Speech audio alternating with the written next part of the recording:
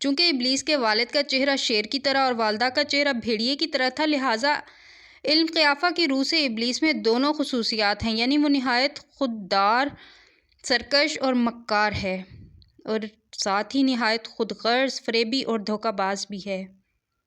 فرشتوں اور قوم ابلیس جنات کے درمیان جو جنگ ہوئی تھی، اس میں وہ جنات قیدی بنائے گئے۔ ان قیدیوں میں شہزادہ ابلیس بھی موجود تھا۔ فرشتے جب بارگاہ تعالیٰ میں حاضر ہوئے تو ان کو حکم ہوا عزازیل کی بہترین تربیت کرو۔ چنانچہ فرشتوں نے ابلیس کی تربیت بہترین انداز سے کی۔ اللہ جل جلالہ کے رتبہ اور جاہ و جلال سے آشنا کیا گیا، عبادت اور ریاضت کے طریقے اور آداب سمجھائے گئے، یہاں تک پہلے آسمان والوں نے اس کو عابد کہا، دوسرے آسمان والوں نے زاہد، تیسرے آسمان والوں نے عارف، چوتھے آسمان والوں نے ولی، پانچویں آسمان والوں نے تقی، چھٹے آسمان والوں نے خاشع اور ساتویں آسمان والوں نے عزازیل کے لقب سے ملقب کیا۔ چند ہی عرصے میں یہ اپنی فطرت، تیزی اور تراری کے سبب سب کچھ سیکھ گیا، اور وہی فرشتے جو کبھی اس کے معلم و تعلیق تھے، بحکم خداوندی علوم عالیہ میں امداد لینے لگے۔ رفتہ رفتہ عزازیل اپنی قابلیت کے باعث فرشتوں کا استاد بن گیا۔ سبحان اللہ! قدرت بھی کیسے کیسے عجوبے پیش کرتی ہے۔ ابلیس اپنی عبادت و زاہد میں اتنا مقرب ہوا کہ مختلف آسمانوں میں اس کے مختلف رتبے بنے۔ اللہ تبارک تعالیٰ کا ہمیشہ سے ایک دستور ہے کہ وہ اپنی رائے کو سب سے الگ تھلگ رکھتے ہیں اور کسی کو بھی اس امر کی خبر نہیں ہو پاتی۔ اللہ تبارک تعالیٰ فرماتے ہیں کہ میں جسے چاہتا ہوں عزت دیتا ہوں، جسے چاہتا ہوں ذلت دیتا ہوں۔ پیدائش آدم علیہ السلام اور خلافت الہی کا بیان۔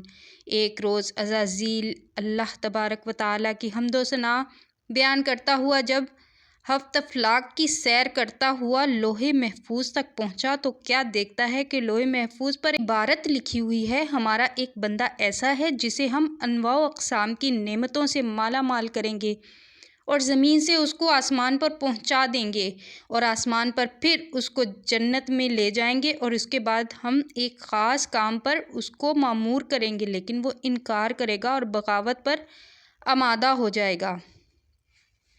عزازیل اس عبارت کو پڑھ کر حیرت زدہ ہوا اور اپنے دل میں خیال کرنے لگا کہ ایسا احسان فراموش بھلا کون ہوگا۔ دوبارہ عبارت پر غور کیا تو عبارت کے قریب ہی نہایت واضح لکھا ہوا نظر آیا: اعوذ باللہ من الشیطان الرجیم۔ یہ پڑھ کر وہ تقریباً 2000 سال تک روتا رہا اور خود پر ہی لعن طعن کرتا رہا کہ ایسا بدبخت کون ہو سکتا ہے جو رب کریم کا نافرمان ہے۔ گھبرا کر بارگاہ الہی میں حاضری دی اور بولا: اے رب العالمین، یہ شیطان الرجیم کون ہے کہ جس سے پناہ مانگنی چاہیے؟ اللہ تبارک و تعالیٰ نے فرمایا: ہمارا ایک بندہ ہے جو انواع و اقسام کی نعمتوں سے سرفراز کیا جائے گا، لیکن ہمارے ایک حکم کو نہ ماننے کے باعث مردود بارگاہ ہو جائے گا۔ عزازیل نے عرض کی: بار الہی، میں اس ملعون کو دیکھنا چاہتا ہوں۔ اللہ تبارک و تعالیٰ نے فرمایا: تو جلد اسے دیکھے گا۔ عزازیل اسی سوچ و بچار میں ہزارہا سال مبتلا تھا کہ اسے معلوم ہوا کہ آدم علیہ السلام کا پتلا تیار کیا جا رہا ہے۔ اس پتلے کا سر مکہ معظمہ کی خاک، گردن بیت المقدس کی مٹی، سینہ عدن کی خاک سے اور پشت و شکم ہندوستان کی سرزمین کی مٹی سے، ہاتھ مشرق کی خاک اور پیر مغرب کی زمین سے تیار ہوں گے، اور باقی گوشت پوست وغیرہ تمام زمین کی مجموعی خاک سے بنیں گے، اور اس کے علاوہ اس میں آگ، پانی اور ہوا کو بھی شامل کیا جائے گا۔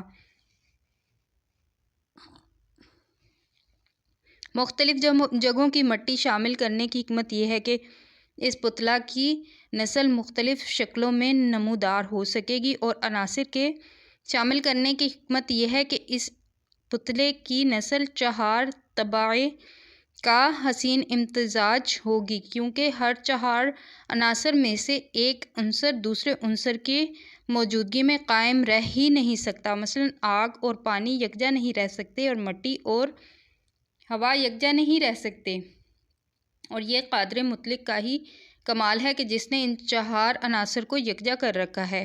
اور یہ جامع العجائب الغرائب پتلا ثان مطلق نے اپنے ہاتھ جیسا کہ اللہ کی شان بنایا گیا۔